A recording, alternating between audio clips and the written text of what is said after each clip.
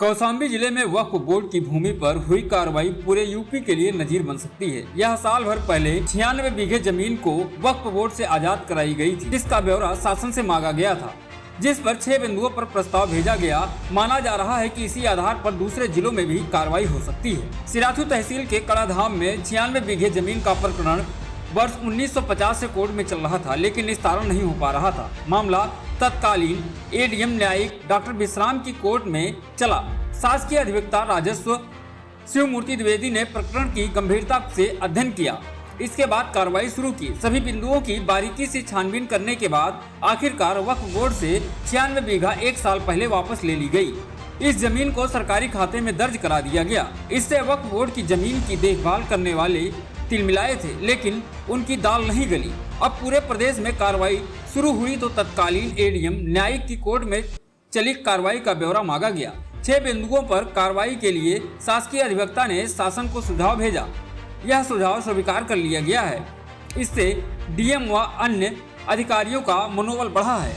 शासकीय अधिवक्ता राजस्व शिवमूर्ति द्विवेदी ने बताया कि भारत सरकार ने वक्फ बोर्ड की जमीन के लिए एक नया प्रस्ताव लाने का प्रस्ताव किया था। इस विषय पर देश भर में बुद्धिजीवी जो न्यायिक कार्य से जुड़े हुए हैं, उनसे सुझाव मांगे गए थे। हमने भी अपने व्यक्तिगत कैपेसिटी से सरकारी अधिवक्ता के नाते नहीं अपने 4 सुझाव भेजे थे। वहां से जानकारी प्राप्त हुई। आपका सुझाव विचार के लिए स्वीकार कर लिए गए हैं। जहां तक ख्वाजा सड़क शाह बाबा से मजार की जमीन की बात है, वहां वर्ष 2022 में तत्कालीन अपर जिलाधिकारी की अदालत में 96 बीघे जमीन को वह बोर्ड के नाम से हटाकर सरकारी खाते में दर्ज की गई है। यह मुकदमा 1946 से चल रहा था। इसमें कहा गया था कि अलाउद्दीन खिलजी के द्वारा माफीनामा में यह जमीन उन्हें मिली थी।